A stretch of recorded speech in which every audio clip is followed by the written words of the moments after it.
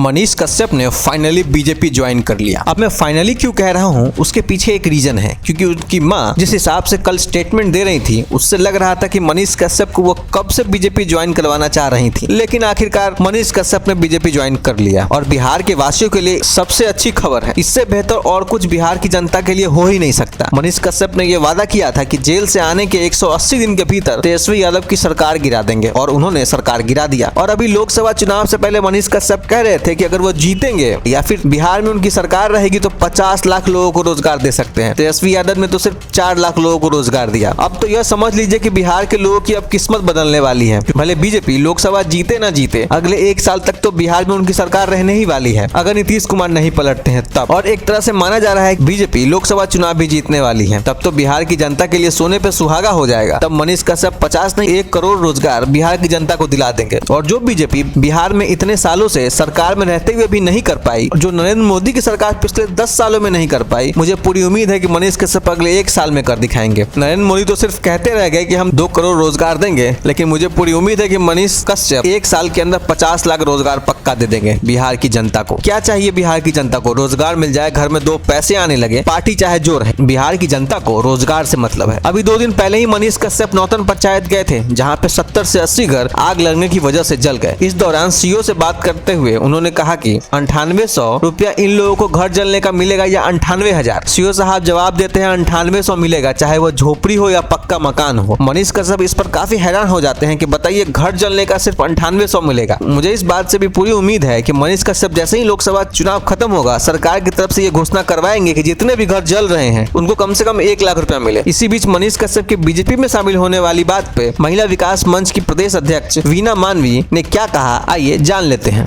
मनीष कश्यप भाई के लिए दुख है कि अचानक से इतना बड़ा डिसीजन ले लिया अपने जीवन का। उनका जीवन जो है ना, वो अपना जीवन नहीं है, वो पब्लिक प्रॉपर्टी है मनीष कश्यप। और जब हम पब्लिक प्रॉपर्टी हो जाते हैं तो हमें हर चीज़ का निर्णय जनता से पूछ के लेना चाहिए था। अगर उन्होंने ये निर्णय लिया ही कि उन्हें भाजपा में जाना है तो जाते, कोई दिक्कत नहीं था, पहले ही चले जाते, रोका किसने था उनको।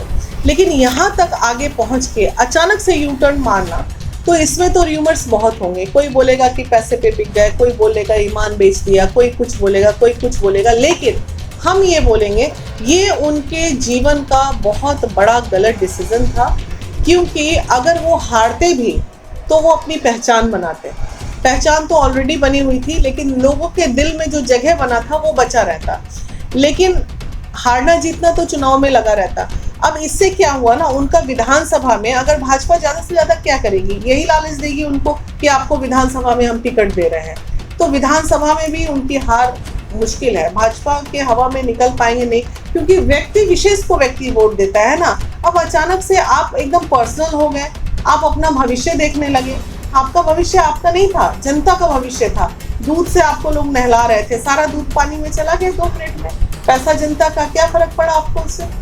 अरे स्टैंड ले लिए, पवन जी ने भी स्टैंड लिया निर्दलीय, पप्पू यादव ने भी लिया। वो लोग खड़े हैं ना जी, वो नहीं ना पलटी मारे, यू टर्न लिए। आप काहे के लिए मार दिए यू टर्न? हार जाते, ज्यादा से ज्यादा क्या होता, इससे ज्यादा कुछ होता? अरे पहचान तो बुलंद रहती भाई मेरे, तो इस बात का दुख है। अगर आप ये हमारा वीडियो YouTube पे देख रहे हैं तो हमारे पेज को सब्सक्राइब कीजिए, और अगर आप ये हमारा वीडियो Facebook पे देख रहे हैं तो हमारे पेज को फॉलो कीजिए। धन्यवाद।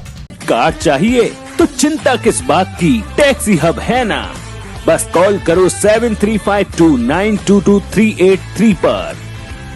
घर बैठे कार मंगवाओ, कहीं भी जाओ और टाइम और पैसा दोनों बचाओ। जाओ।